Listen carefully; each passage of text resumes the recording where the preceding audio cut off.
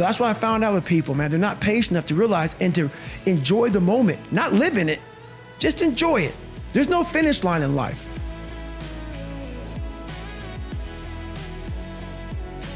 You know what? I grew up not that guy. So a lot of people put a title on me. They want to see me now as the guy that with his shirt off, who can do 4,030 pull-ups in 17 hours, who can run 205 miles in 39 hours. But what they don't understand is they don't understand the journey that it took me to get to this point. And what got me to this point was I was just the opposite of what I am today. I was that guy who ran away from absolutely everything that I got in front of me. But not many people knew that.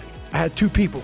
Like the real me was like this very scared, insecure, stuttering, got beat up by his dad, all this kind of stuff. I built this fake person. You know, that's kind of how I did it. And through a process of time, I realized that I was lying to myself and lying to people. In my mind, I was always afraid. My whole life, I was afraid of this conscience that would always be battling me, saying, hey, you got to get up and do something. You know, I was just afraid, but that voice would force me to get up. And my dad, you know, I tried to beat him up, whatever, at 6, and I get my ass kicked. I wanted to quit so badly, but I quit everything in my life. I copied through school. I wanted to prove people wrong. And so here I am in this Air Force program, starting to get a little more confidence. And 6 weeks into the program, the doctor gave me a blood test. When you're striving to become successful, you have to make sure that you're constantly figuring out ways to stay positive and keep a positive set of mind. Because when you start to struggle and you start to get these negative thoughts and get overcome with negativity, that is when your path to success is going to be hindered immensely. Because if you start thinking you're not capable or you can't do it, or you're listening to what other people are telling you and they're telling you that you're no good, you're not going to be able to accomplish what it is that you want, then you're going to start to struggle and you're going to start to believe all the farces and all the lies that people are telling you in your life. And then that's going to really hinder your pathway. That you're striving to become the best person that you can, and you start listening to everybody and telling them what you tell them, they're going to not believe in you and they're going to struggle to tell you what they really think of you, because they're just going to be extremely jealous and not truly understand why you're going out there, why you're waking up early, why you're putting all this time, this energy, and this effort into something that seems so unattainable. It's because they don't understand and they can't conceive the idea of chasing their dreams because they're stuck in the monotonous day-to-day life that they feel quote-unquote comfortable in. They just don't understand what it is to get outside of your comfort zone, to grow, to learn, and to truly experience life the way it was made to live. The most fun challenge of your life, because it's going to be challenging, no questions asked, but it's also going to be extremely fun, and you're going to have a lot to do, and those challenges are going to be so fun to overcome once you look back on them and you realize everything that you're capable of doing.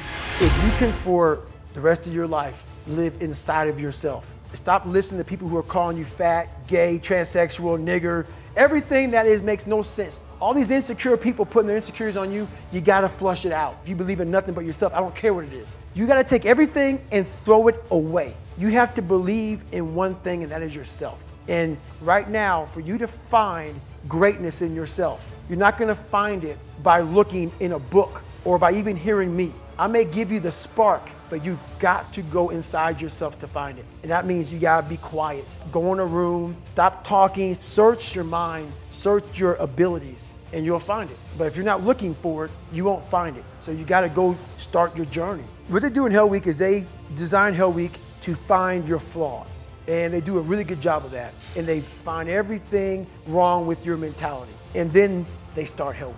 You run around a 1 mile track for 24 hours, and my goal was to get 100 miles. I had a true belief allowed me to go to a place in my mind that most people are afraid to go because it's painful. There's suffering involved, and there's questioning involved of why am I doing this? I was able to go to these dark places and find light, and I found myself in this journey. When I was so far away from myself, from blaming people, the second I started blaming myself, I found myself. So I have a way to kind of go inside and become a better person. Because my mom went around a lot, great woman, and my dad was so abusive, but this voice just kept on haunting me. And the one thing I realized, everybody asked me, how in the world did you make it to where you're at today without having a mentor, not having all these great things that people think you need to have? These great parents and money and great education and great talent of athleticism and all sort of stuff. And I realized the voice led me right to where I'm at today. You know, like I pick these hard things that most people think you can't finish anyway. So, you know, you go out there, you grind, you're alone in your own head. I figured out a way to kind of challenge your mind and challenge it at the same time. And I figured out a way to kind of just have an indestructible toolbox in your mind. So those are easier. You know what? You don't need to do this. That's too much work, man. You've earned this. You deserve this. And that mentality got me to 297 pounds, fat, out of shape. To me, a loser. To me, making $1,000 a month and making a ton of mistakes. Because mistakes happen on the easy side of life. You take the easy road, the easy path, there's a lot of mistakes over there. The hard journey, you don't want to repeat it. So it's challenging. I don't enjoy it. I want my mind to know who's in charge. So for the better part of 26 years, my mind was in charge of me, which is why I made all these horrible decisions. Once you take control of your mind, you start making decisions for yourself. Thank you all so much for watching this video. If you haven't already, please go ahead and like the video, subscribe to the channel if you're new, and let us know what you thought down in the comment section down below.